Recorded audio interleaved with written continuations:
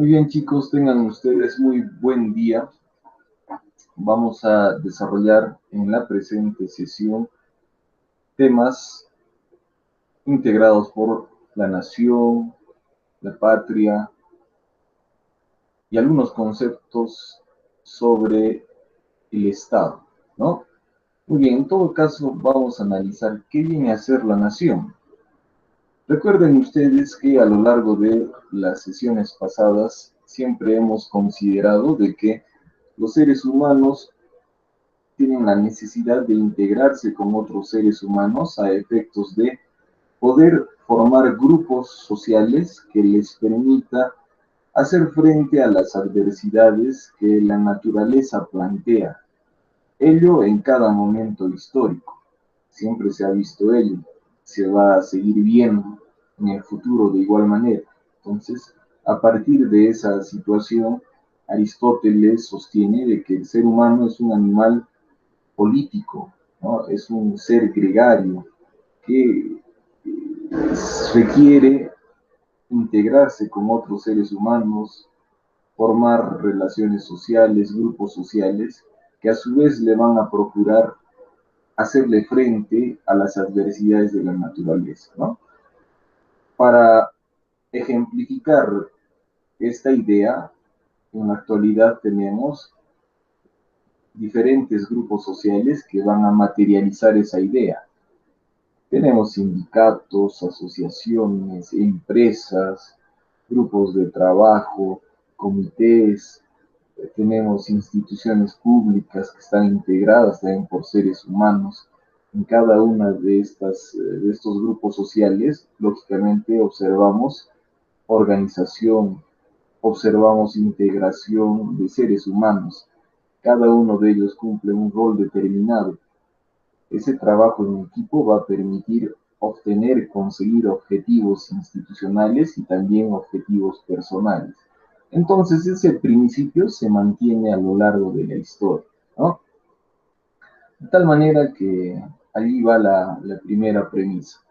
Entonces, habiendo entendido la necesidad que tiene el ser humano, debemos de destacar que ese grupo de seres humanos en el desarrollo de esa relación social que empiezan a mantener, se empieza a construir rasgos culturales propios, peculiaridades de ese grupo social que generalmente van a relacionarse con el tema cultural, de tal manera que la nación va a ser aquel conjunto de individuos unidos por vínculos históricos, sociales, culturales, económicos, a partir de esa generación de peculiaridades culturales, se va a poder distinguir a un determinado grupo social a quien se le va a identificar con un nombre determinado.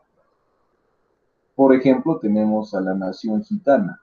La nación gitana está integrada por individuos, pero la característica de la nación gitana es justamente a partir de la presencia de peculiaridades de los gitanos, que los caracterizan como gitanos, ¿no?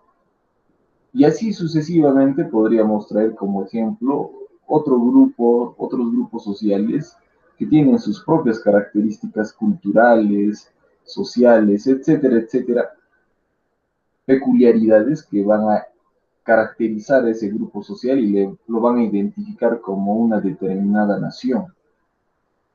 Podríamos hablar, por ejemplo, aquí en el Perú tenemos también un sinnúmero de naciones. Podríamos sostener de que aquí en el Cusco tenemos a la nación cusqueña, a la nación quechua, que tiene sus propias manifestaciones culturales, económicas, sociales, que caracterizan justamente a la población de nuestra región. De igual manera podemos observar otras naciones con otras peculiaridades, con otras diferencias culturales. Por ejemplo, en el norte. tenemos grupos sociales que también se caracterizan por sus propias manifestaciones culturales. Por ejemplo, en cuanto a la comida. En el norte, generalmente la comida se desarrolla a base de los productos obtenidos de la pesca, ¿no? Ahí va a preponderar, va a prevalecer los productos marinos como principal insumo para la preparación de sus alimentos. En el caso de la sierra, ya también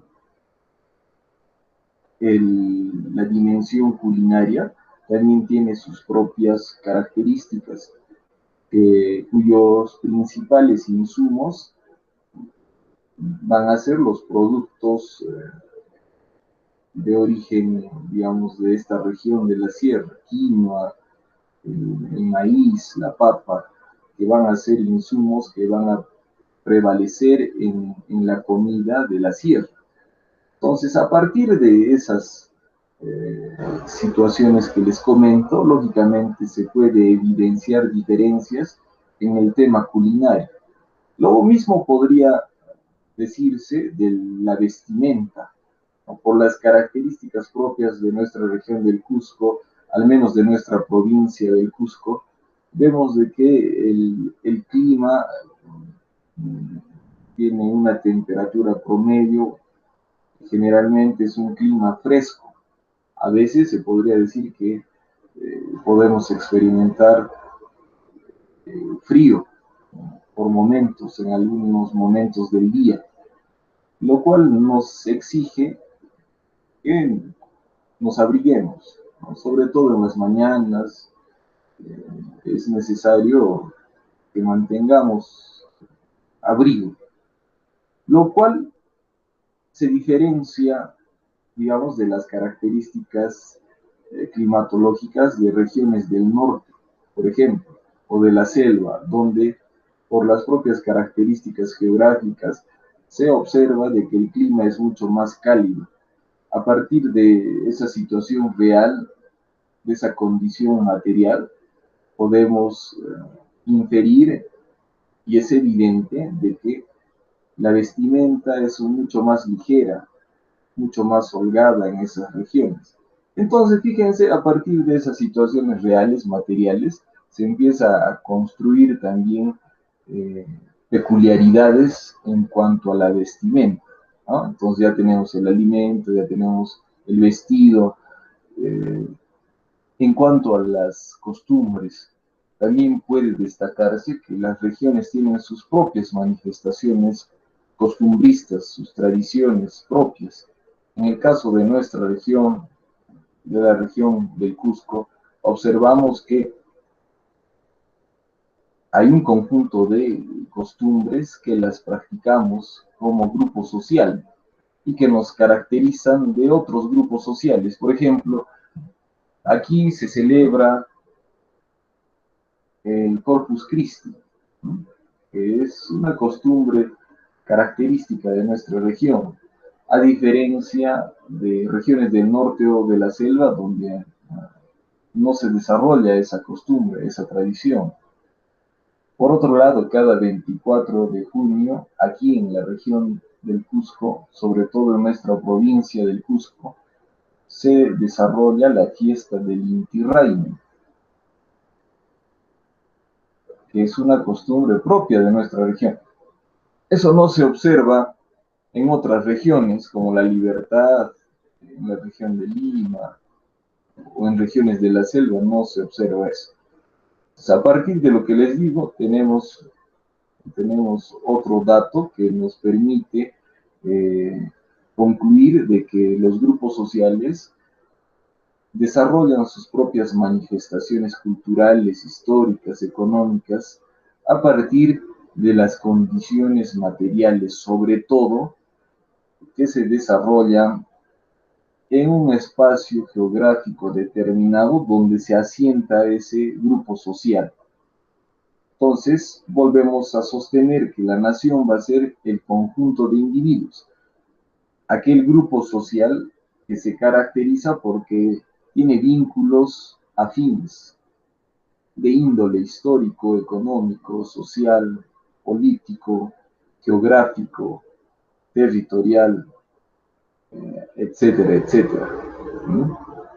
A partir de lo que les he comentado, fácilmente concluimos de que nuestro país, el Estado peruano, dentro de su territorio, alberga una diversidad de grupos sociales que tienen sus propias manifestaciones, características culturales, de tal manera que podríamos afirmar que en nuestro país se observa una diversidad cultural. Es un país plurinacional, ¿no? No existe solamente un grupo social determinado y específico y puro, eso no existe en nuestro país. Existe lo contrario, existe una diversidad cultural, existe la presencia de varios grupos sociales, de varias naciones dentro de nuestro territorio. Es por ello que nuestra Constitución considera dicha diversidad a tal punto de sostener que se debe de viabilizar con más razón, se debe de garantizar el derecho a la igualdad. Ello está establecido en el artículo 2, inciso 2 de nuestra Constitución, que maximiza y garantiza el derecho a la igualdad. Les voy a dar una lectura breve. Artículo 2. Toda persona tiene derecho a la igualdad ante la ley. Nadie debe ser discriminado por motivo de origen, raza, sexo, idioma, religión, opinión, condición económica o de cualquiera otra índole. Entonces, lógicamente, esa diversidad cultural que hago comento debe de respetarse, debe de entenderse, de tal manera que se mantenga el diálogo concertado entre diversos grupos sociales. Eh, Esa diversidad cultural no debe de significar la posibilidad de gestar discriminación, de gestar, digamos, posiciones diferentes en el sentido de que no puede existir un grupo social que esté por encima de otro grupo social, no debe de haber posibilidad de entender tal diferencia, porque ello significaría discriminación. Los grupos sociales están al mismo nivel. Tampoco existe un grupo social que esté por encima de otro grupo social.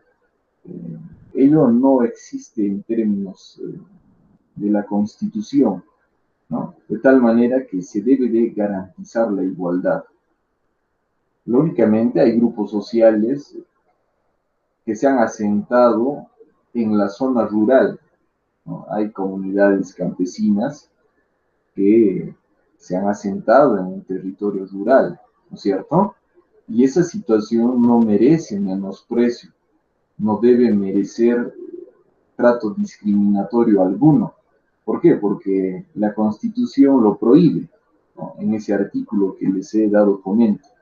Esas divergencias, esas diferencias que son evidentes en los grupos sociales, no deben de ser origen o causa para ningún trato desigualitario, ¿no? Por el contrario, la población peruana debe de ser consciente de esa diversidad cultural que se presenta dentro de nuestro territorio y sobre esa base la población peruana debe de entender que la diversidad es un rasgo característico de nuestro país y por lo tanto debe de entender la diversidad cultural, debe de comprenderse y aceptarse la diversidad cultural. Bajo esa premisa, bajo esa comprensión que debe de hacer la población en su conjunto, lógicamente se van a poder crear las bases para la integración social. Y si es que existe integración social, va a poder gestarse con mayor rapidez la cohesión social y el desarrollo económico e inclusivo. De tal manera que la igualdad tiene una importancia gigante, ¿no?, a la hora del desarrollo conjunto de nuestro país. ¿No? Fíjense, es importante de que como población entendamos de que somos un país diverso, ¿no? Cuando tocamos el tema de población como elemento del Estado, también hemos destacado de que nuestra población es diversa, ¿no es cierto? Y tiene un origen étnico también diverso. Muy bien, entonces, esos indicadores nos van a servir para entender de que nuestro país tiene, en cuanto a la población, tiene orígenes diversos. ¿Sí? Muy bien, por eso es importante comprender, aceptar, internalizar de que nuestro país es plurinacional, ¿no? Muy bien, esa premisa debe de ser entendida no solamente por autoridades, no solamente por estudiosos o académicos, sino que también debe de ser entendida por toda la población, ¿no? La población en conjunto debe de entender que debe de materializarse el principio de igualdad. Como les comentaba, para poder garantizar el principio de igualdad y a su vez poder garantizar el desarrollo igualitario e inclusivo de toda la población peruana, ¿cierto? Muy bien. La palabra nación ofrece continuidad histórica. Si han existido como un todo orgánico fácil de distinguir de los demás, si poseen modalidades o particularidades que les son inherentes a través del tiempo. Pueden estos grupos sociales tener diversidad de razas, de religiones y de idiomas, pero si se hallan unidos por el pasado, solidarizados en el presente y proyectados al futuro en una acción común, constituyen naciones. Es decir, tienen una personalidad o nacionalidad propia y esta puede ser acuñada con el cultivo de la identidad, ¿no? Entonces, el rasgo característico del término nación radica en que es un grupo social integrado por individuos que tienen vínculos afines, que pueden ser de nivel histórico, económico, social, cultural, ¿no es cierto? Entonces ahí va el rasgo principal de este término. Muy bien, ahora vamos a hablar de patria. Hablar de patria implica hablar necesariamente de Estado, a diferencia de lo que ocurre con el término de nación. Cuando se habla de nación, no necesariamente se hace referencia al Estado. Tengan en cuenta ustedes que la nación gitana no constituye un Estado. ¿Por qué? Porque no cumple con la presencia de los elementos que conjuntamente deben de presentarse para que se pueda entender como Estado. Los gitanos no tienen un territorio determinado, reconocido por los demás países, pero sí es un grupo social con sus características propias, culturales. Por lo tanto, se podría hablar de una nación gitana, pero no podría hablarse de un Estado gitano. ¿Mm? Caso contrario ocurre con la patria. Cuando se habla de patria ya se hace referencia a la existencia de un Estado. Un Estado que trata de fomentar la identidad de su pueblo para con los valores cívicos, los valores que han permitido la creación de un Estado determinado. Entonces, hemos visto en las sesiones pasadas de que el Estado se va a construir a partir de la integración de varios grupos sociales, tribus, clanes, familias numerosas, que a lo largo de la historia se han asentado en un determinado territorio. Sobre la base de esa cohesión de grupos sociales, lógicamente se puede entender la existencia de un Estado que cumple con los elementos de población, territorio, poder institucionalizado, ¿no? Existe una autoridad que ejerce su poder, existe una población que va a cumplir con los mandatos de la autoridad política. Entonces, bajo esas condiciones, lógicamente, se habla de Estado. Pero ese Estado, para gestar justamente cohesión social, para mantener esos vínculos de cohesión entre esos diferentes grupos sociales que pueden existir dentro de un Estado, lógicamente el Estado debe de cumplir un papel importante de cohesión, de promoción de la identidad para con el Estado. Es decir, el Estado debe de promover valores cívicos en la población para que estos se identifiquen con ese Estado, ¿no? En la nación ocurre lo contrario. Generalmente la identidad que mantiene un individuo respecto de su nación o su grupo social específico eh, es una identidad natural, ¿no? Espontánea. Ustedes se sienten cusqueños no por la imposición, sino que principalmente obedece a características naturales y espontáneas. Eh, Han heredado las costumbres o se les ha transmitido los hábitos o costumbres cusqueñas por la práctica o la transmisión de esas tradiciones a partir de sus padres, a partir de nuestros padres. De tal manera que a lo largo del tiempo hemos consolidado nuestra identidad como cusqueños. Nos sentimos incas, nos sentimos orgullosos de nuestra historia, ¿ya? Nos sentimos orgullosos de nuestra herencia cultural, estamos orgullosos de Machu Picchu, estamos orgullosos de Sacsayhuamán, en líneas generales estamos orgullosos de nuestro pasado, ¿no? Esa identidad, vuelvo a decir, es una identidad natural, ¿no? No hay imposición ahí. A diferencia de lo que ocurre con el Estado, ¿no? La identidad que el ciudadano va a desarrollar para con su Estado ya es una identidad impuesta, artificial, pongámoslo de esa manera, ¿no? A diferencia de la identidad que un individuo genera respecto de su nación o de su grupo social mucho más próximo.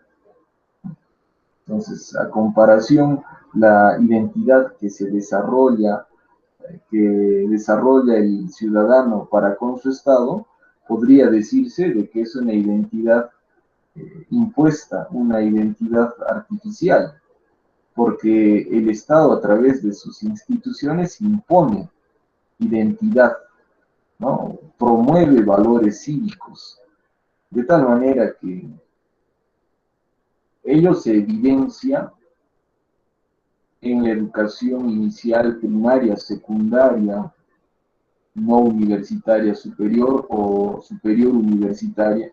En cada una de estas etapas, lógicamente, siempre está presente la promoción de valores cívicos a través de las asignaturas, a través de actividades no curriculares. En la etapa inicial, por ejemplo, estoy seguro de que muchos de ustedes han escenificado la independencia de nuestro país, ¿no? Entonces, en el mes patrio, julio, se hace actividades que buscan justamente promocionar aquellos valores cívicos o símbolos que, que van a servir para gestar y desarrollar identidad para con nuestro Estado.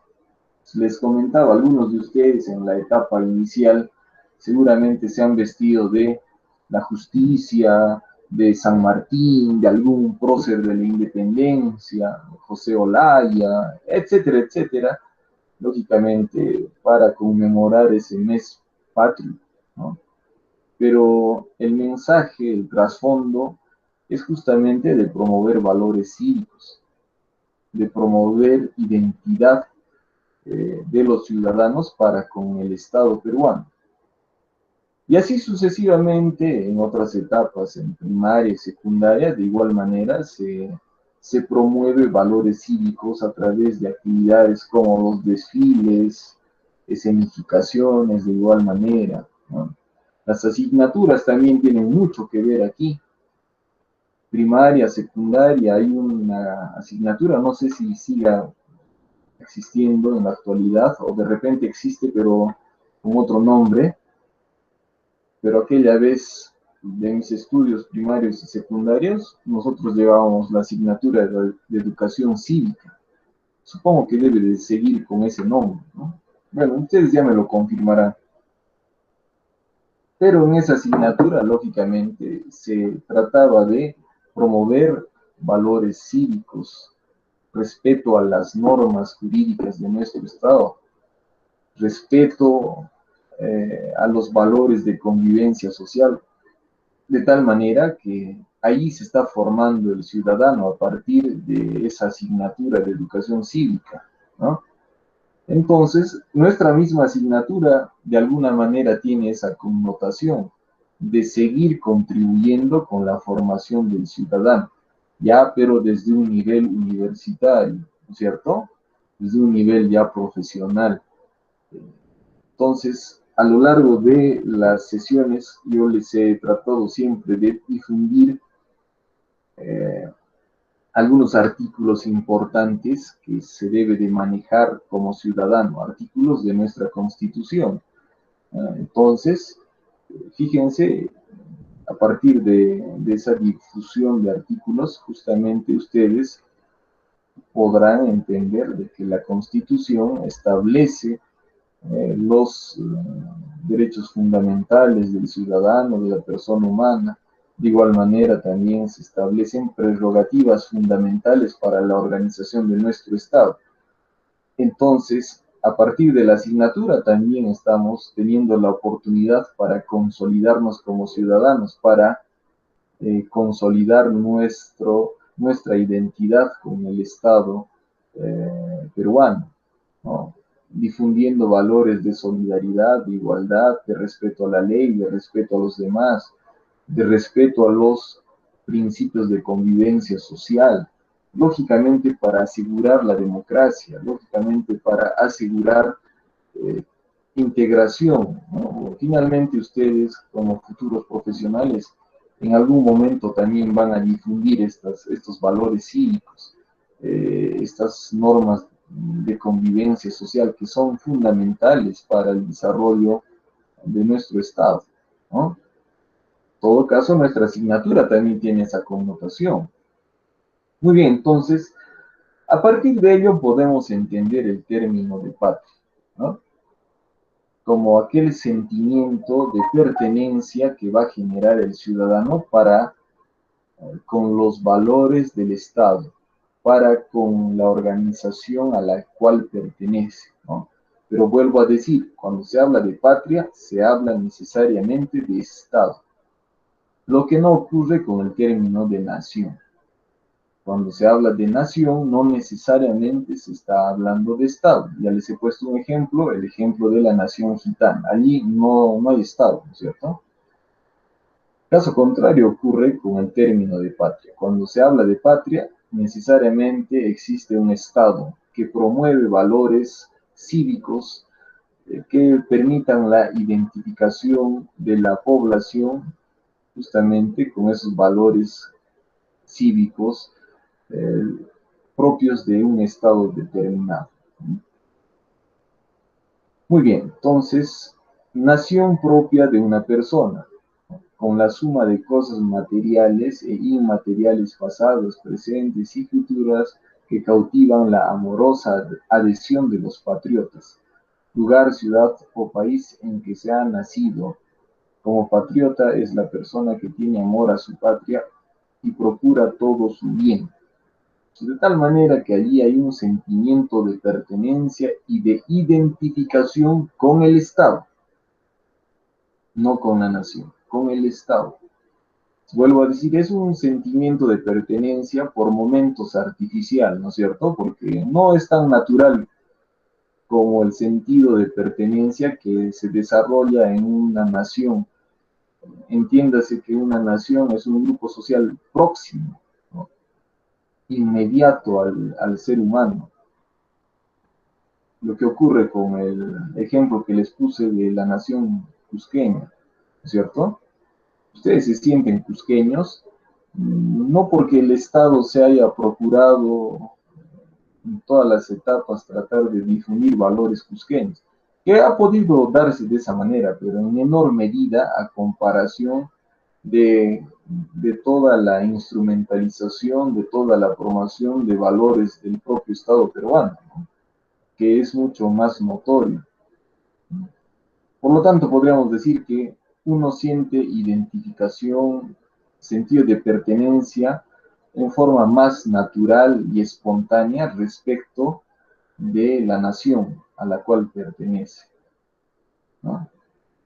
En el caso de nosotros los cusqueños, hemos heredado el valor cultural, las tradiciones y costumbres a partir de la transmisión de esos valores por parte de nuestros padres, lo cual es natural, ¿no? Lo cual es natural. Es un sentimiento natural.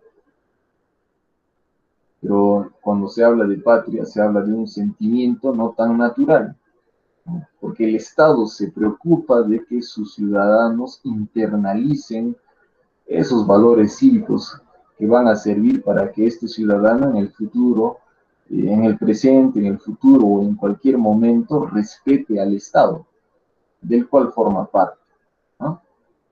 Entonces, el término de patria justamente hace alusión a ese sentido de pertenencia institucionalizado.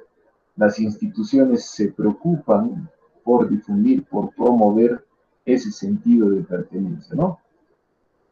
El concepto de patria ofrece un contenido sentimental que en sí mismo carece de significación jurídica, ya que ella se encuentra en otras expresiones: Estado, nación, ciudadanía. En cambio, el aspecto negativo del vocablo presenta un claro significado jurídico porque de la apátrida, es decir, de la carencia de patria, se derivan de determinadas consecuencias en orden al derecho internacional público.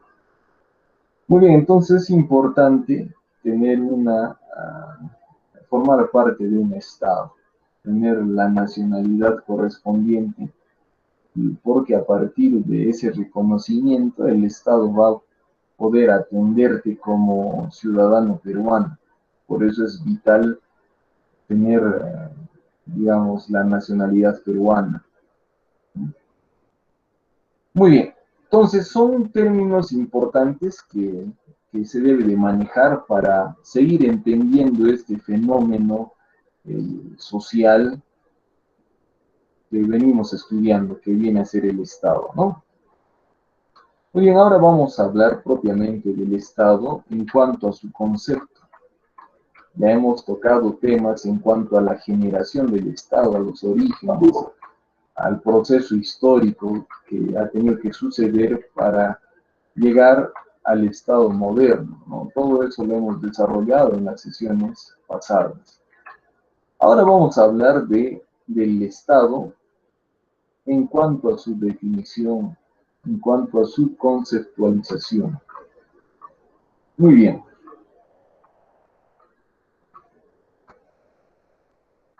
El origen de la palabra Estado. En la Grecia antigua se hablaba de polis, ¿no? O ciudades-estado. Expresaba la comunidad diferenciada por un modo de vida propio. En esas ciudades-estado hemos observado de que ya existía la presencia de una autoridad pública que ejercía su poder, donde los ciudadanos de esa ciudad-estado tenían el deber de acatar con las disposiciones de la autoridad política. Entonces ya se observa una estructura social, institucional, ¿no? En Roma, de igual manera, se habla de un Estado, pero un Estado que tiene características mucho más evidentes, mucho más grandes, porque el Estado ya no se va a circunscribir dentro de una ciudad-estado, sino que el Estado va a adquirir un nivel de imperio. Es un Estado, pero en nivel imperial.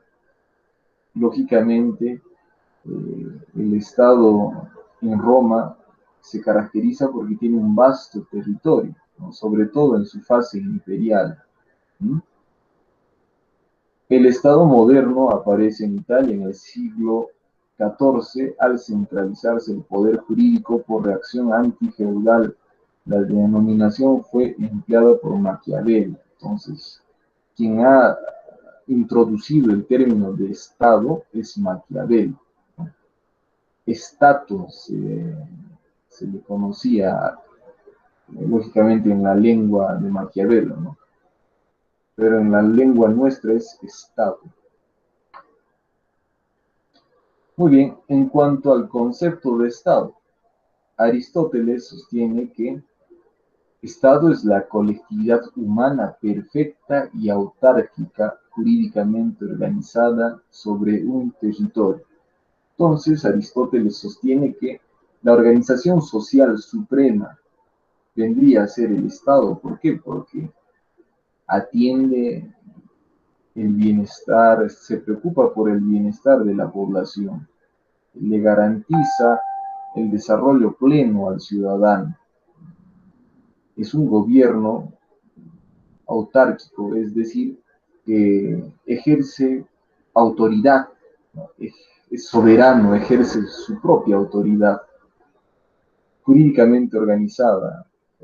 Hablar de Estado implica hablar de la presencia de una estructura normativa encabezada por la Constitución política.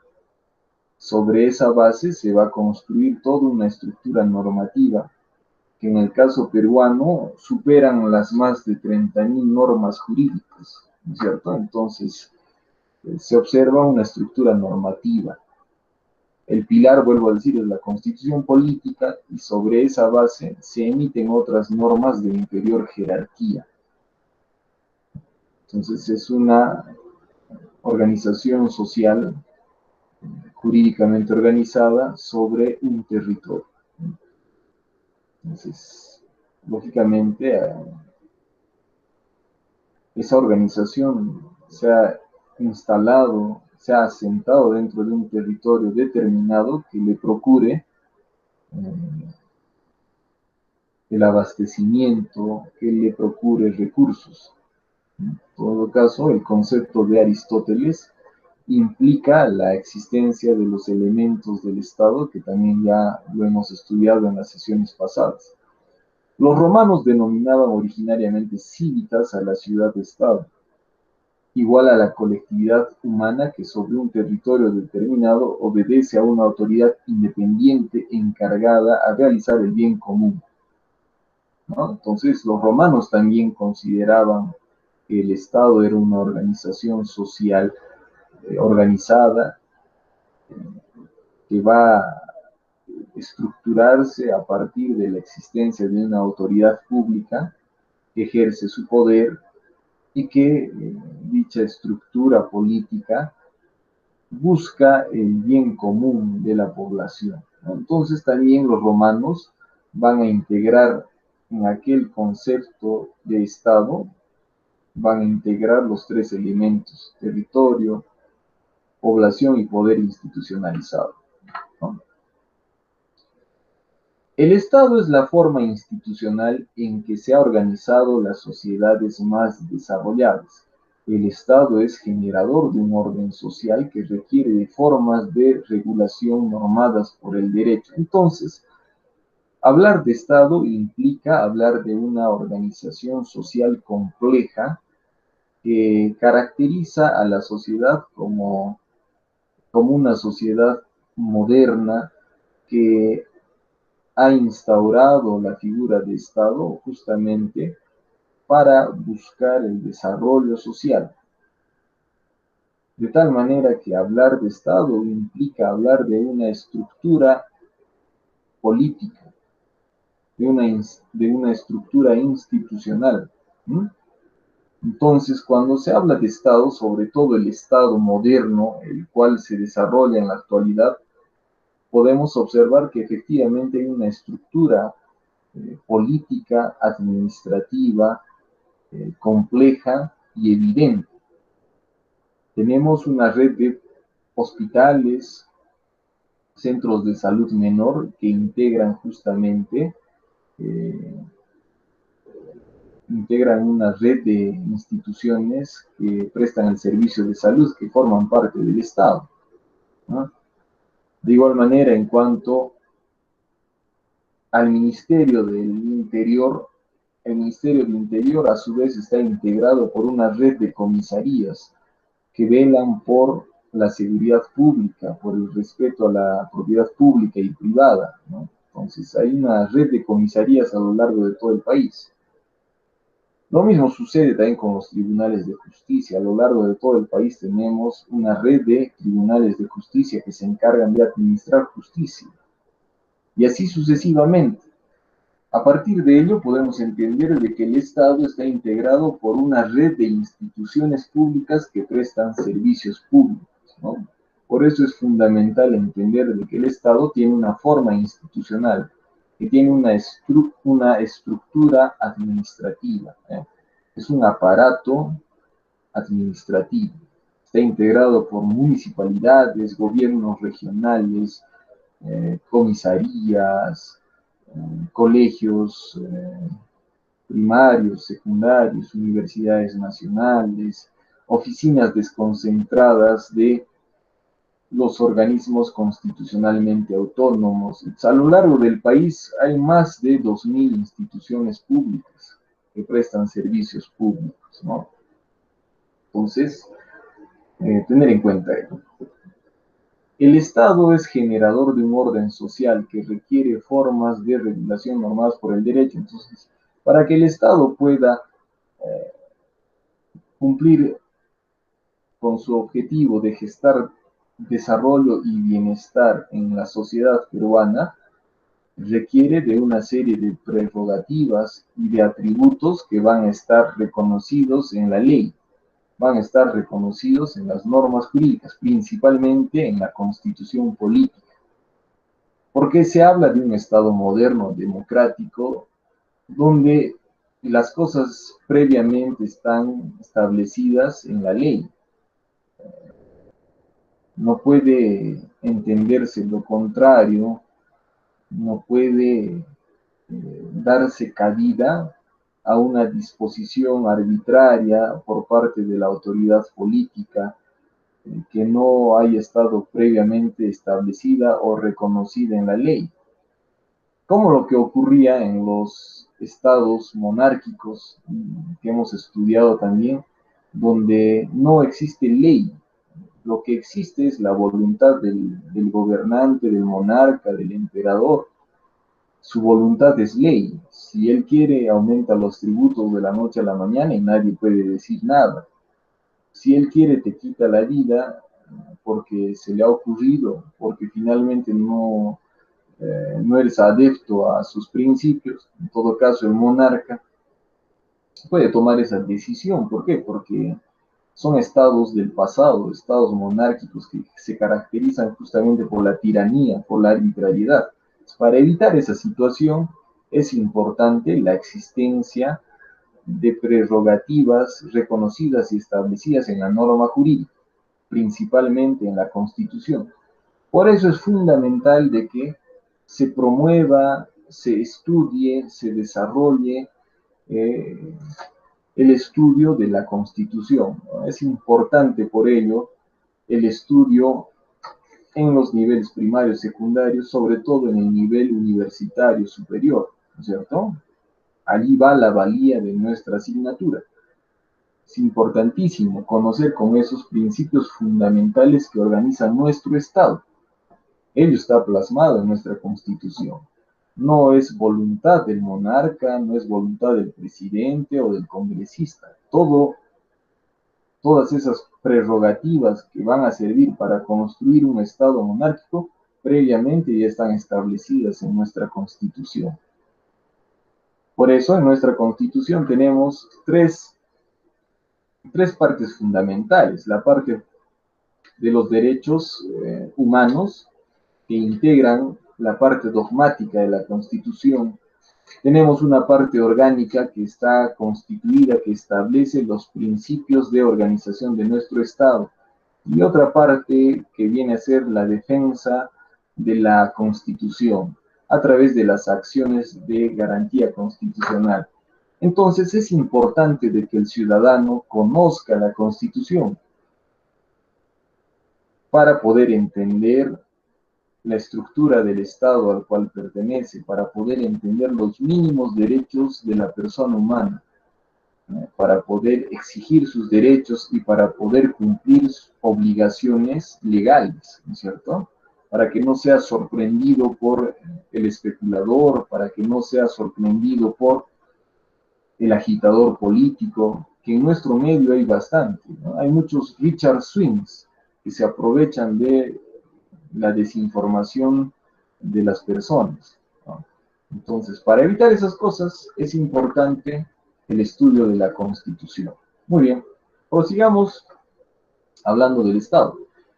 Estado, organización social, económica, política, soberana y coercitiva formada por un conjunto de instituciones que tienen el poder de regular la vida comunitaria, nacional, generalmente solo en un territorio determinado o territorio nacional. Entonces,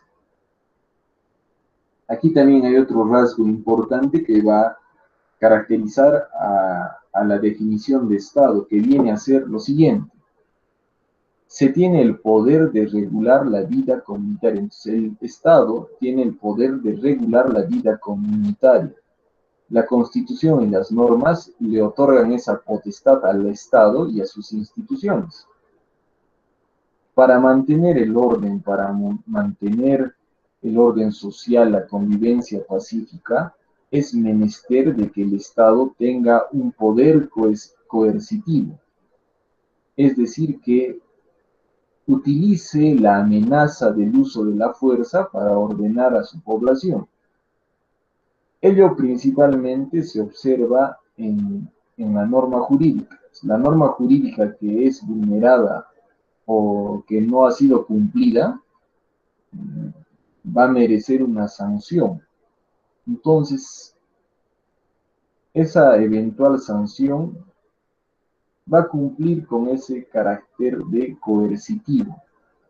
¿Por qué? Porque allí se observa la amenaza de la fuerza que puede utilizar el Estado para hacer cumplir las leyes.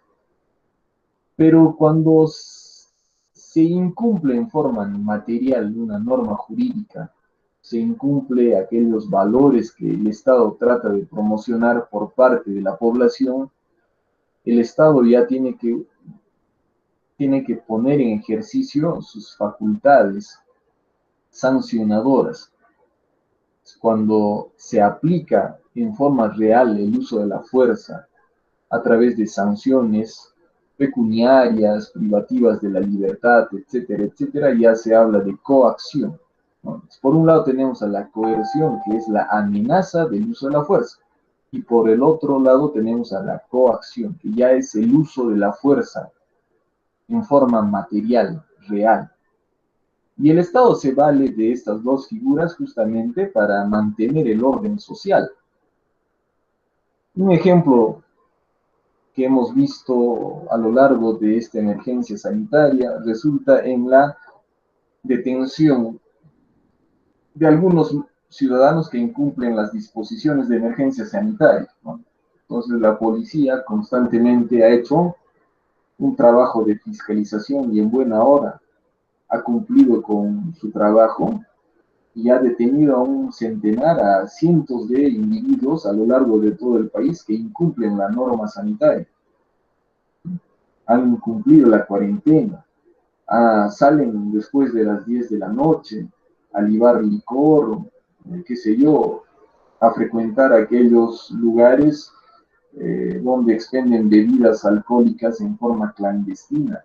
Todo eso lo observamos en los medios de comunicación, es algo real. Entonces, para hacer cumplir esas normas de emergencia sanitaria, el poder, en este caso materializado en la Policía Nacional del Perú, eh, tiene que ejercer esa fuerza, ¿no? Detenerlos a esos individuos, lógicamente, eh, imponerle las multas administrativas correspondientes, ¿no? O sea, el que no use, por ejemplo, una mascarilla y, y ese hecho ha sido constatado por la autoridad policial, entonces el ciudadano que ha incumplido esa norma sanitaria tranquilamente puede ser detenido, llevado a la comisaría, donde se le va a imponer una multa. Creo que esa multa asciende más o menos a los 400 soles. Entonces, si vas a salir a la calle, tienes que salir, pero cumpliendo esas disposiciones de emergencia sanitaria que aseguran no solamente la salud del individuo, sino que de alguna manera contribuyen a evitar eh, el descontrol, a evitar que los contagios se incrementen, ¿no? Entonces, el uso de la fuerza pública tiene una razón de ser, mantener el orden social. Y lo mismo lo podríamos extender también a aquellas manifestaciones que a veces algunos grupos sociales eh, recurren para hacerse notar, para de repente hacerse notar, ¿no? En otras palabras.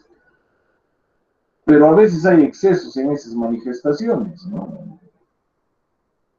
Por ejemplo, puedes hacer tu manifestación siempre y cuando sea pacífica y que haya sido autorizada por la autoridad administrativa correspondiente, ¿no? Que generalmente viene a ser los gobernadores quienes dan esa autorización para poder realizar una manifestación pacífica.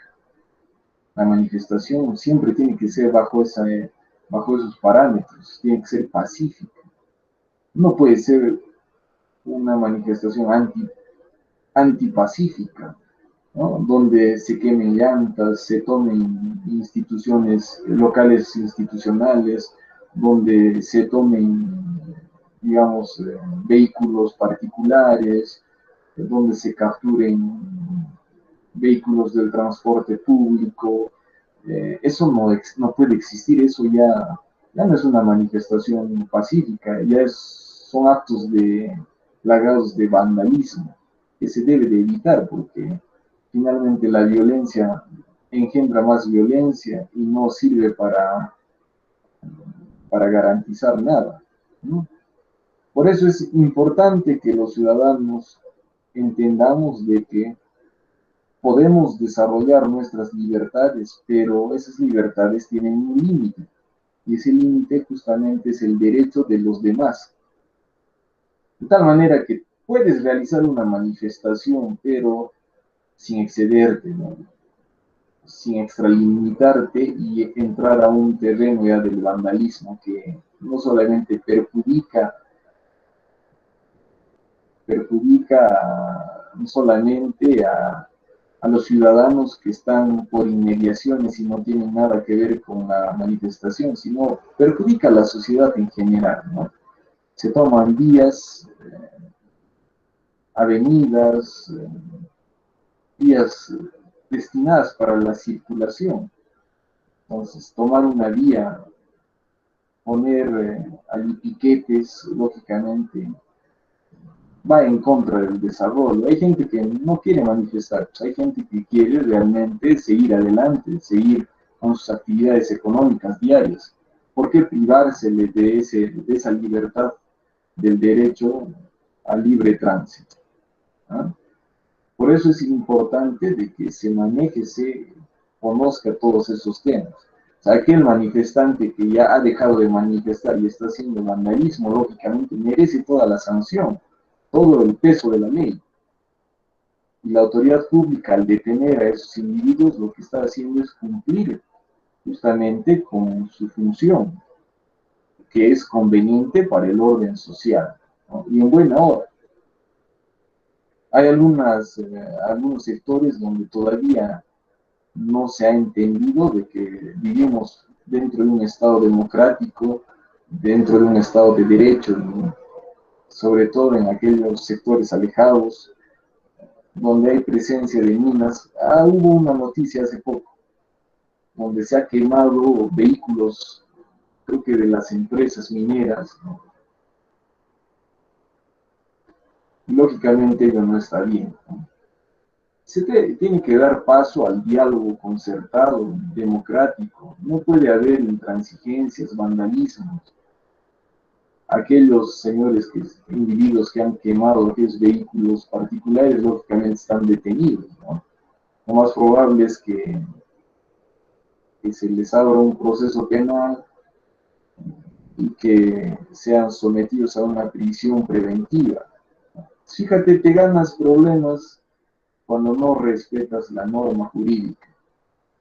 Ya no es tiempo para la intransigencia, para quemar vehículos, para amenazar.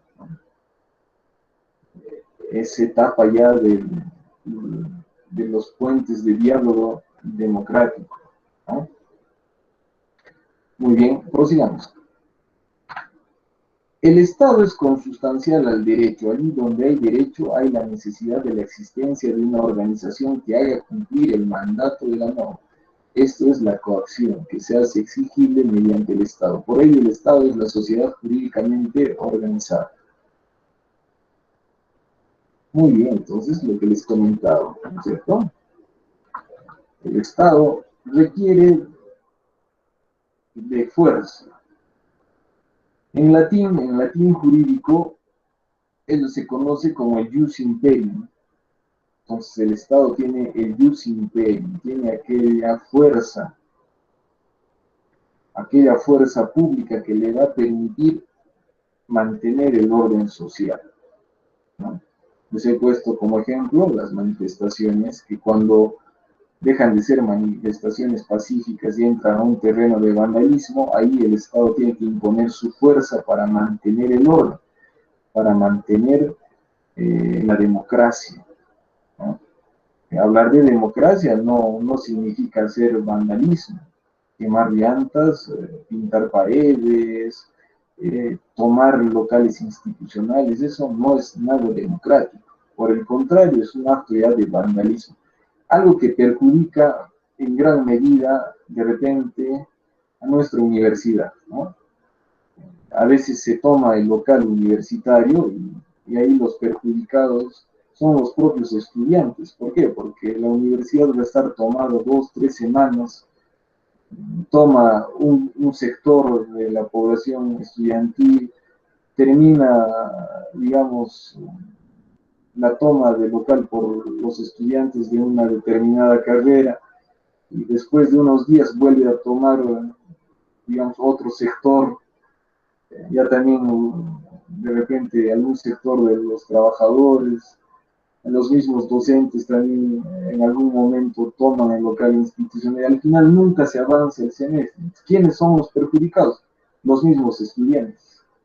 Hay muchos estudiantes que no están de acuerdo con la toma de locales y que quieren desarrollar sus derechos, que quieren desarrollar el derecho a la educación universitaria y quieren hacerlo de la mejor manera. Entonces, fíjense, a veces recurrir a esas actitudes vulnera los derechos de otras personas, ¿no? Y ello no puede permitirse, ¿no? De un tiempo a esta parte ya se está perdiendo felizmente esa práctica que a nivel institucional las pérdidas son gigantescas, ¿no?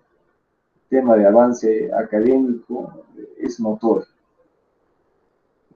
El perjuicio al avance académico normal es notorio,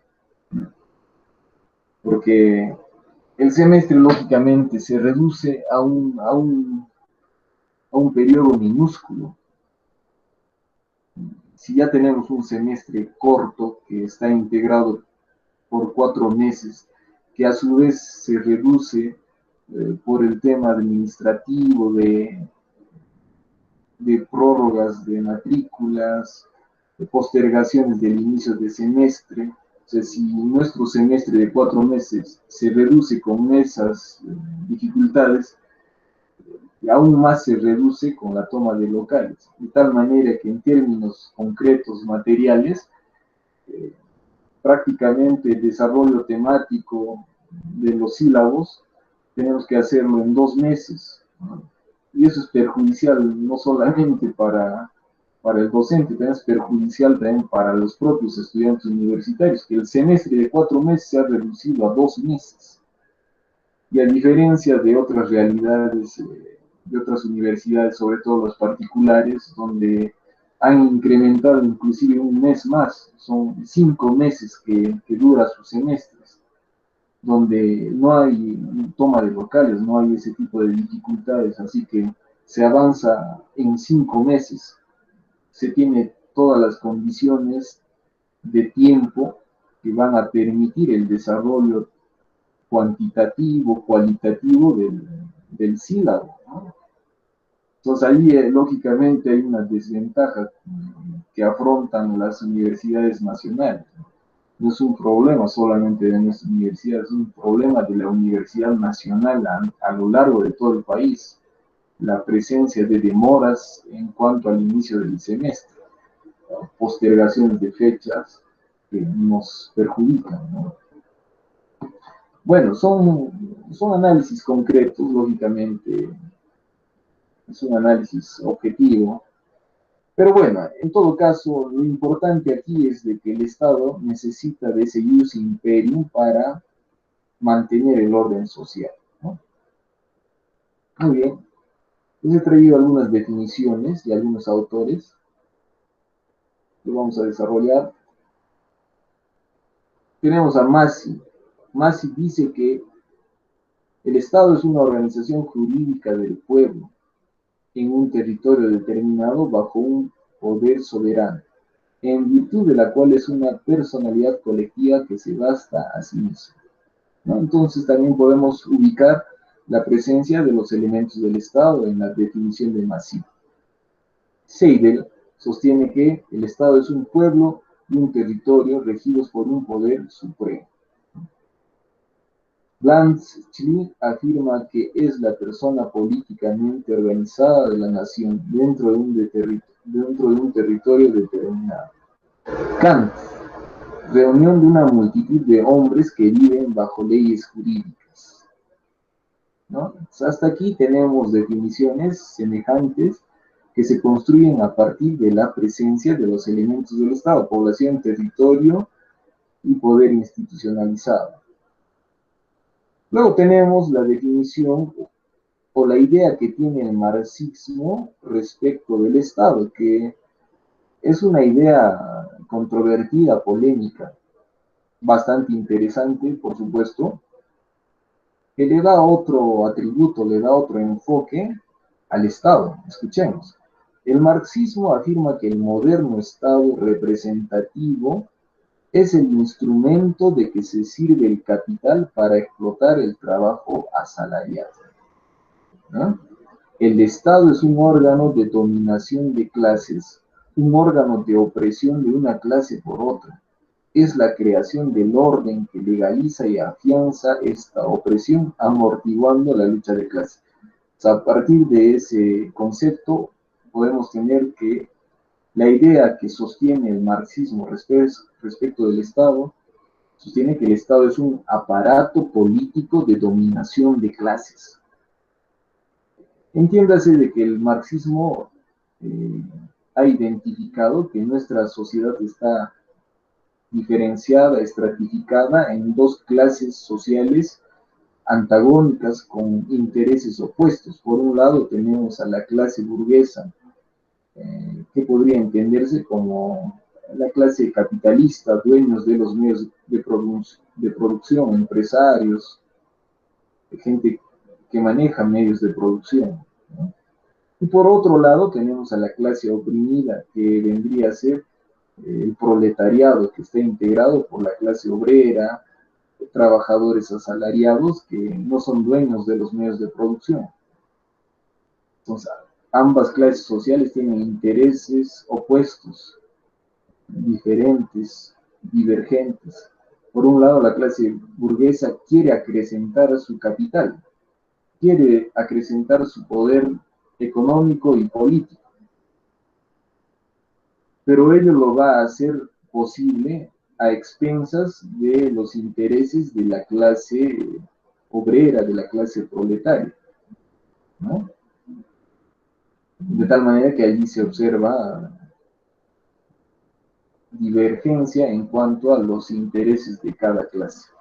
Entonces, la clase proletaria también quiere eh, mejores reconocimientos, garantías de la igualdad, eh, quiere mejoras a nivel salarial, y esas mejoras a nivel salarial van a implicar justamente la reducción del capital,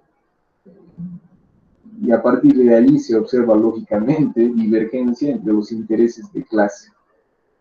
Entonces, sobre esta base, sobre la existencia de esas dos clases marcadas, antagónicas, se puede entender de que el Estado vendría a ser aquel aparato que va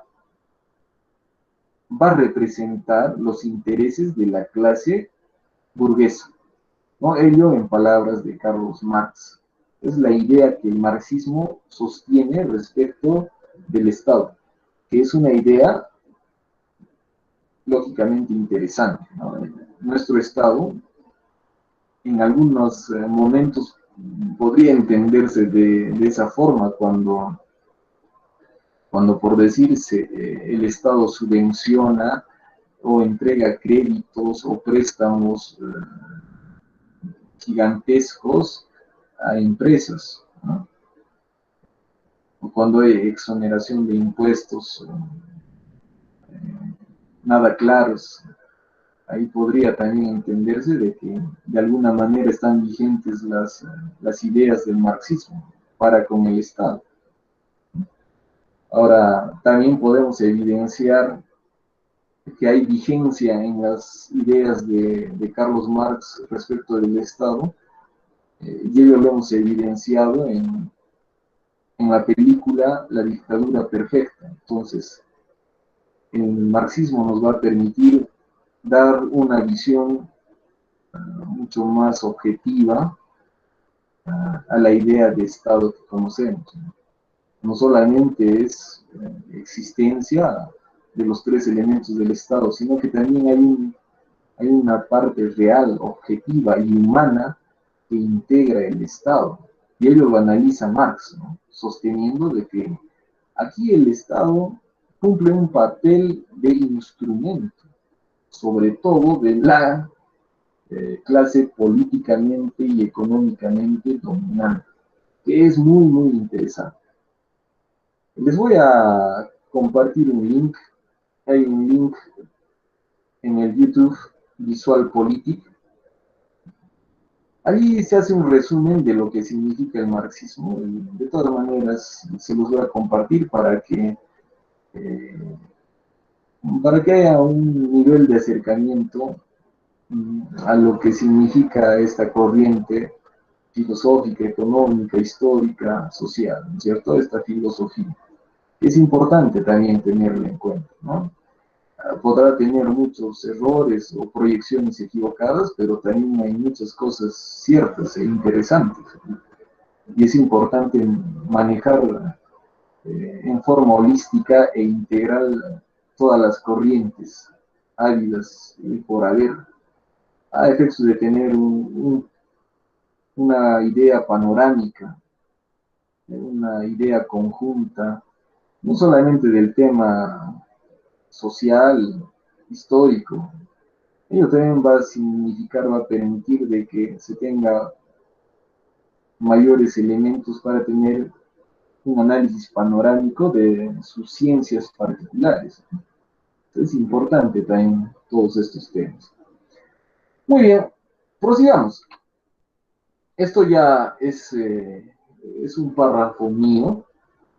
Hemos identificado lo siguiente. Existe una concepción clásica y abstracta del Estado, la misma que consiste en definir como el conjunto de personas organizadas política y jurídicamente que viven dentro de un territorio determinado, territorio donde el Estado ejerce su soberanía.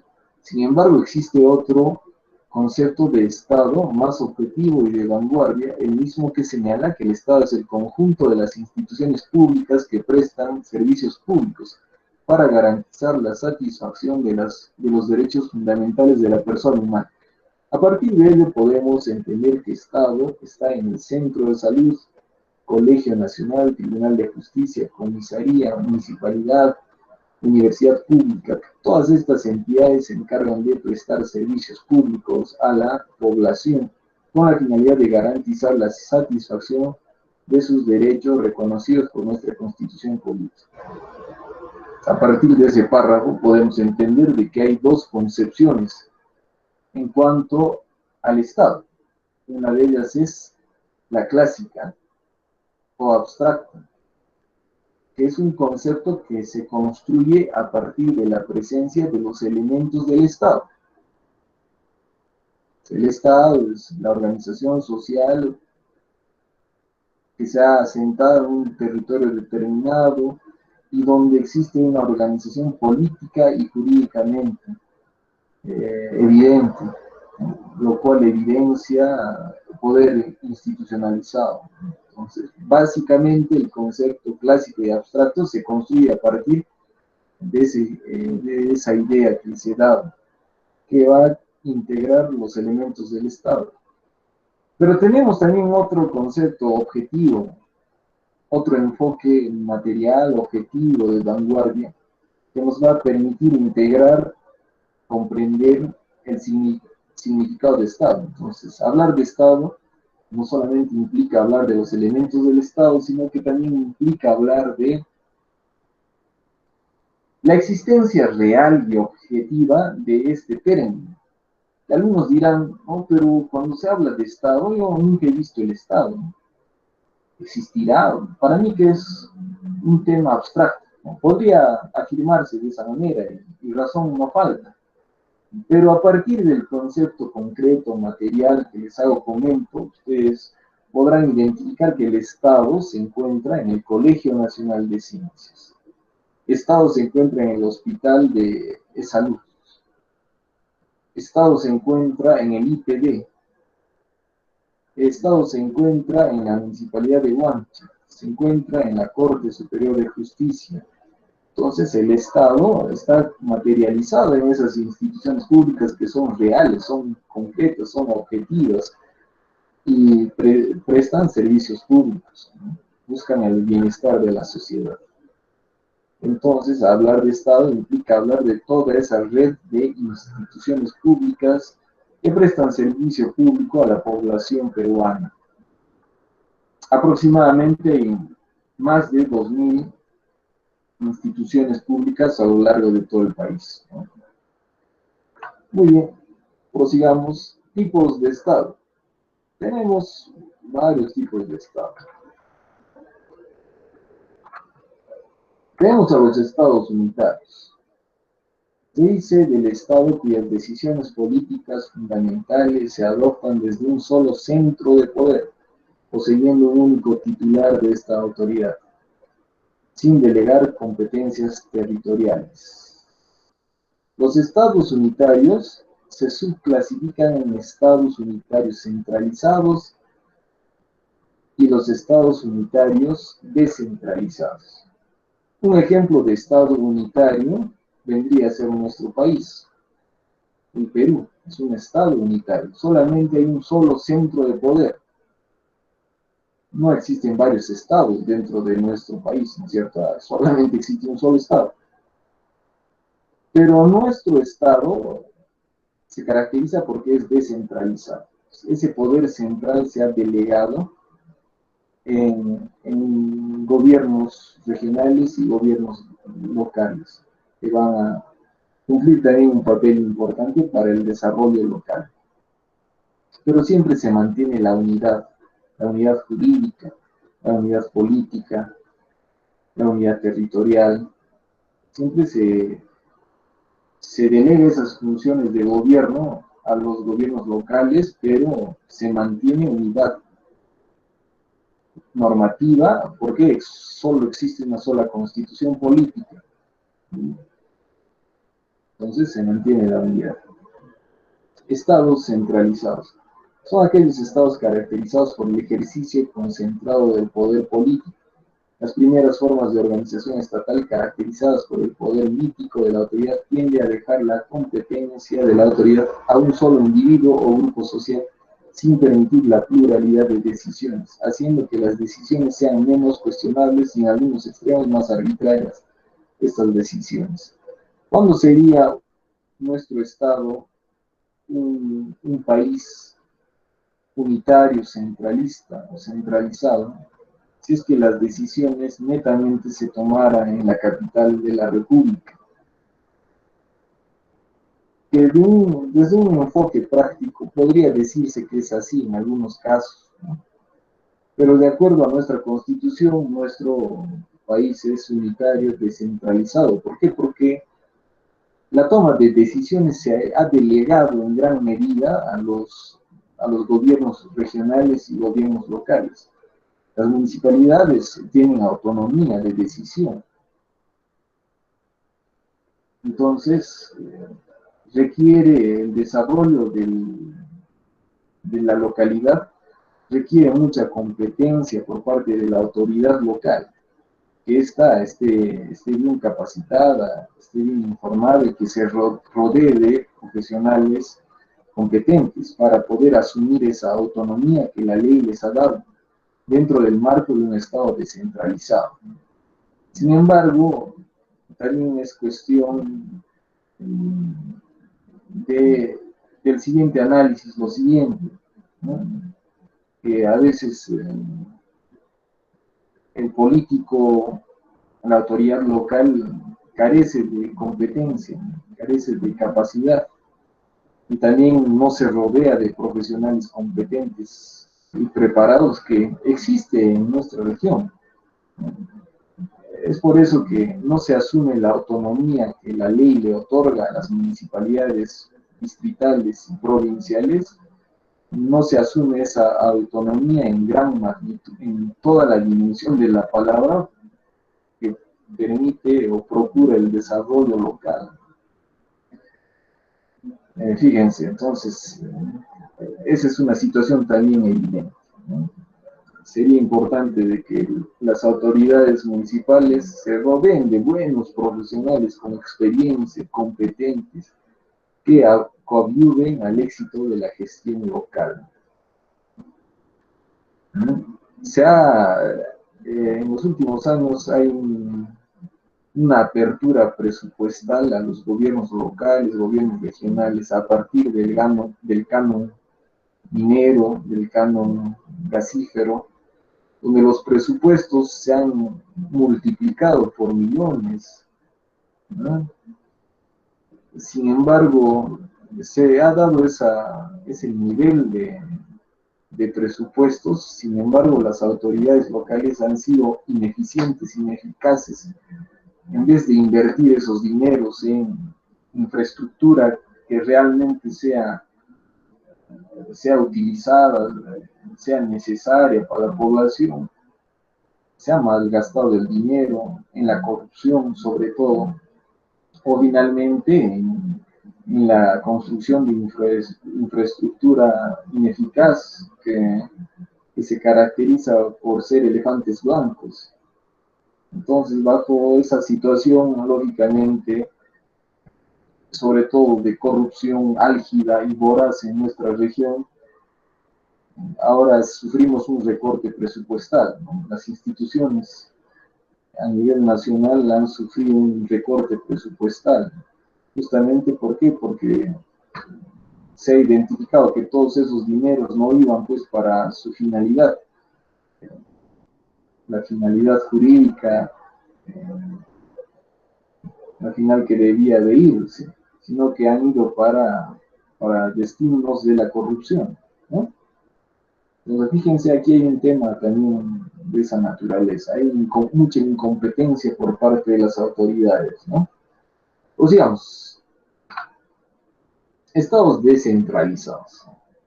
Para hacerse más eficiente, el Estado puede contar con un cuerpo entrenado de funcionarios que hagan cumplir la autoridad del Estado por medio de una división interna a través de los distritos, provincias, departamentos o intendencias, pero ello no debe confundirse con el Estado federal. Entonces, en el caso peruano tenemos un Estado descentralizado, un Estado unitario descentralizado.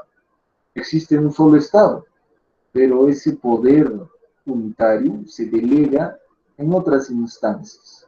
En el caso peruano tenemos una división política administrativa, tenemos un gobierno central, tenemos gobiernos regionales, gobiernos locales. A cada una de estas instancias se les ha delegado facciones del poder, tienen autonomía, como les iba comentando. Pero para materializar los fines de la descentralización, que justamente es el desarrollo integral de todo el país, se requiere de funcionarios competentes, ¿cierto? Se requiere de trabajadores, de personal administrativo también competente, capacitado, que solucione problemas.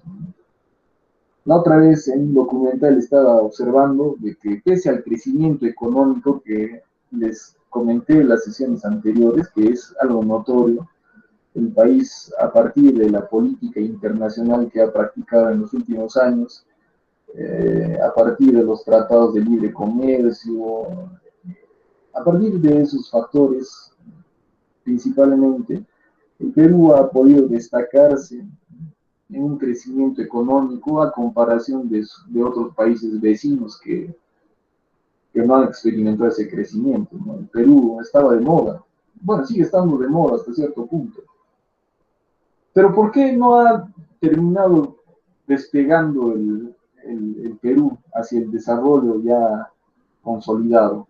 ¿Qué ha pasado? Entonces, en el documental que también les voy a compartir el link, Visual Politic, es un canal de YouTube, pero interesante, y el análisis radica en que un factor importante es el recurso humano. Está fallando el ciudadano peruano. En líneas generales, el trabajador peruano, a comparación de trabajadores de los países desarrollados, es un trabajador no tan productivo. Por ejemplo, el trabajador en Estados Unidos produce 5 veces lo que produce el trabajador peruano. Entonces, el trabajador estadounidense es un trabajador altamente productivo. En el pasado, de acuerdo a este documental, el trabajador peruano era mucho más productivo que el actual. Y es evidente, ¿no? Habiendo visto ese documental, lógicamente yo trato de relacionarlo con la realidad y veo que nuestra administración pública es muy lenta. Ustedes habrán ido de repente a alguna institución pública a hacer algún trámite administrativo o en nuestra misma universidad. Observamos que hay mucha burocracia, hay mucha demora en los trámites administrativos. Y eso tiene un impacto negativo, ¿no?, en el desarrollo institucional de nuestro país. ¿No? En todo caso, el factor humano es clave también para el desarrollo, ¿no? Todavía no despegamos como los tigres del Asia. De acuerdo a este documental, él ya no los llama tigres del Asia, los llama dragones del Asia, porque han capitalizado su desarrollo al máximo en poco tiempo, en un tiempo corto, pero ya podría sostenerse de que son países ya que están en la vanguardia del desarrollo económico y tecnológico. al menos en el Asia, sobre todo países como Singapur, Corea del Sur, eh, Tailandia, ¿no? Países de ese continente, China, países que han aprendido y han puesto en práctica modelos de países desarrollados como Estados Unidos. Muchos ciudadanos de estos países asiáticos son becados y van a estudiar a las universidades tops de los países, digamos, ultra desarrollados, como Estados Unidos, Inglaterra, Alemania, ¿no? Ahí aprenden las técnicas, aprenden todo lo que tienen que aprender y retornan a su país a difundir el conocimiento, a emprender ya, ¿no? Modelos de desarrollo. Lógicamente el Estado interviene ahí porque subvenciona esas becas, ¿no? Lo cual es una práctica interesante. Y de alguna manera se ha estado tratando de hacer en nuestro país, pero aquí también interviene la corrupción, ¿no? Y quienes adquieren esas becas son gente muy allegada a los que tienen el poder de decisión respecto de quienes asumen o a quienes se les debe dar esas becas, ¿no? O sea, eso ya lo maduró todo, ¿no? Al talento no se le promociona, más bien se le entierra. Entonces, ese tipo de situaciones lógicamente nos estanca como país, ¿no? Hemos desarrollado a nivel económico, pero es un tema de mercado, ¿no? Del costo de la materia prima que exportamos, ¿no? Principalmente nuestro país es primario exportador, entonces se supedita a los costos internacionales de la materia prima. Pero si los costos van a descender, ello también va a tener un impacto evidente en nuestra economía. Todo ese boom económico que hemos sufrido, lamentablemente no se ha invertido en buena infraestructura, en líneas generales, estoy hablando, hay excepciones, ¿no? Hay algunas obras públicas que se han hecho y que son eficaces, cumplen su papel, pero en su mayoría generalmente se ha despilfarrado ese dinero a partir del boom económico que hemos experimentado. Y ahí tiene mucho que ver el recurso humano, la población peruana tiene mucha culpa. Bueno, en fin, también es un tema, un análisis mío. Seguramente muchos de ustedes estarán en contra o también estarán a favor. Ya es un tema que ya los dejo al análisis de cada uno de ustedes. Prosigamos con lo nuestro.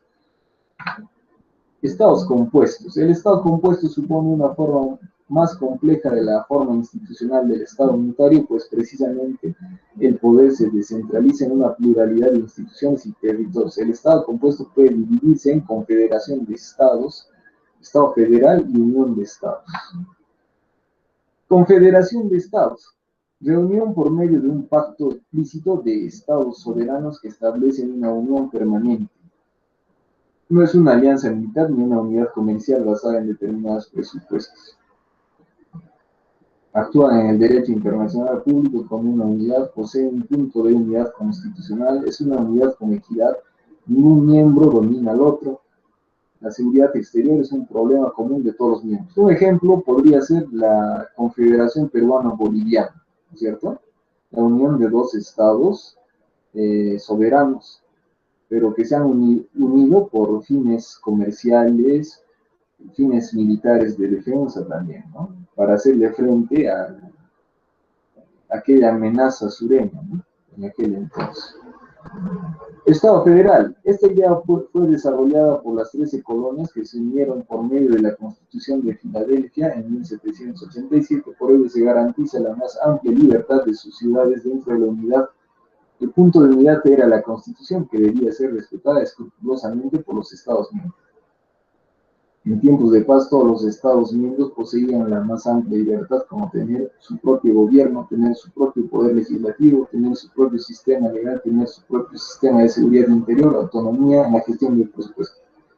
Entonces, un ejemplo de Estado federal en la actualidad tenemos a los Estados Unidos, que es un país integrado por varios estados, ¿no? Tienes Dakota del Norte, Dakota del Sur, California, eh, Illinois, Washington, la Florida, ¿no? Que son estados soberanos, ¿no? Que integran, a su vez, forman parte de un estado federal, un estado más grande que viene a ser Estados Unidos, como su propio nombre lo indica. Los rasgos que van a permitir la cohesión fundamentalmente es la constitución que tienen ellos. Pero a pesar de ello, los estados que integran Estados Unidos tienen autonomía legislativa, económica, presupuestal, ¿no? Otro ejemplo, Brasil también es un estado federal, ¿no? Estado federal del Brasil. México, Argentina, son países que se caracterizan por la gran extensión de su territorio. Entonces, esa es una característica principal para la implementación e implantación del Estado federal, un vasto territorio. Bien, prosigamos. Unión de Estados. Esta es una tercera variante de los estados compuestos. Para algunos autores esta es una forma transitoria porque algunas instituciones estatales han transcurrido. Esa fue la forma que tuvo el Estado de Checoslovaquia, unión de dos estados con naciones distintas. La antigua URSS se estableció como la unión de naciones históricamente distintas. A la caída de la URSS lo sustituyó de manera breve la Comunidad de Estados Independientes CI o el experimento fallido de la República Árabe Unida. Quizá el experimento más exitoso hasta la actualidad de este tránsito lo constituye la Unión Europea, donde conviven estados unitarios, estados federales y estados regionales. Bueno, entonces el ejemplo más característico sería la Unión Europea. Finalmente, el estado regional. En los últimos años ha aparecido una fórmula intermedia al estado unitario y al estado compuesto, el estado regional, que toma importantes elementos de sus predecesores, empero constituye una fórmula similar basadas en la necesidad de unir zonas geográficas que compartan proyectos económicos en común. Nace en Italia con la Constitución de 1948 al establecer un modelo regional de descentralización territorial. Este ejemplo va a ser tomado por la Constitución Española de 1978, denominado subregiones comunidades autónomas. La Constitución Peruana de 1979 lo incorpora como una fórmula que alienta una descentralización efectiva en un país hipercentralista. En la actualidad también hay que destacar que nuestro país, para tratar de consolidar el proceso de descentralización, que inclusive está regulado, fomenta este mecanismo de la regionalización, ¿cierto? Es por eso de que a las regiones que se han construido a partir de lo que en el pasado se conocía como departamentos, estas regiones se les ha entregado grandes facultades, grandes prerrogativas en cuanto a la toma de decisiones, o sea, tienen autonomía. Claro que dentro de un marco legal debe de respetarse los principios nacionales, generales, pero se les ha entregado gran autonomía. De tal manera que el político local, la autoridad local no puede quejarse, ¿no? Tiene todas las prerrogativas. Es cuestión ya de competencia, de capacidad de la autoridad política y de saber escoger también a los profesionales que integren su equipo, ¿no? Muy bien, finalmente, aquí les tengo algunas frases célebres de destacados estudiosos, filósofos. Por ejemplo, tenemos a Friedrich Nietzsche, que ustedes saben que es un filósofo bastante influyente. Tiene una serie de obras, yo les recomendaría El Anticristo, una obra capital, fundamental para entender cómo se ha desarrollado el papel del dogma católico, ¿no? A lo largo de los años. todo caso, la obra es El Anticristo. Interesante. Está en PDF en el internet, ahí pueden conseguir ustedes. O finalmente pueden también buscar en el YouTube, ahí también debe de haber resúmenes, audiolibros. Hoy en día la tecnología hay que utilizarla a ese nivel académico. Nos da muchas facilidades, ¿eh? Interesante. Tienes documentales, canales académicos en el YouTube, películas también. Hay que empezar a consumir ese material importante para la formación, ¿no? Como futuros profesionales, en el caso de ustedes, ¿no? Ya dejen de consumir televisión nacional que generalmente está plagada por programas que también lo hemos analizado, ¿no es cierto?, en las sesiones anteriores, programas que no tienen ninguna contribución para el desarrollo profesional, ¿no? Más bien pervierten. Bueno, en todo caso, ahí van las frases. Para Nietzsche, Estado se llama al más frío de todos los monstruos fríos. Es frío incluso cuando miente. Y esta es la mentira que se desliza de su boca. Yo, el Estado, soy el pueblo. Muy bien, ustedes ya sacarán sus conclusiones. Voltaire, ¿qué dice Voltaire, un ilustrado? Es peligroso tener razón cuando el gobierno está equivocado. ¿Qué tal? ¿No? Fabuloso, ¿no? Carlos Marx, la única parte de la llamada riqueza nacional que realmente entra en la posesión colectiva de los pueblos modernos es su deuda pública. ¿No? También, formidable, genial. Charles Bukowski, estamos aquí para desaprender las enseñanzas de la Iglesia, el Estado y nuestro sistema educativo. Estamos aquí para tomar cerveza, estamos aquí para matar la guerra, estamos aquí para reírnos del destino y vivir también nuestra vida que la muerte tiende al recibirnos. Muy bien, señores, efectivamente, son palabras, frases célebres que tienen mucho de cierto. Entonces yo les voy a, digamos, recomendar de que ustedes analicen las frases que les voy a compartir. Este video lógicamente se va a subir al Classroom a efectos de que sea de acceso para todos ustedes en el momento que quieran ustedes. Muy bien, hemos terminado entonces con todo el desarrollo temático de lo que significa Estado, ¿cierto? De lo que significa Estado. Sobre esa base vamos a poder, estoy seguro de que ustedes van a comprender este fenómeno que viene a ser el Estado. A partir de ello podrán entender las características de nuestro Estado peruano.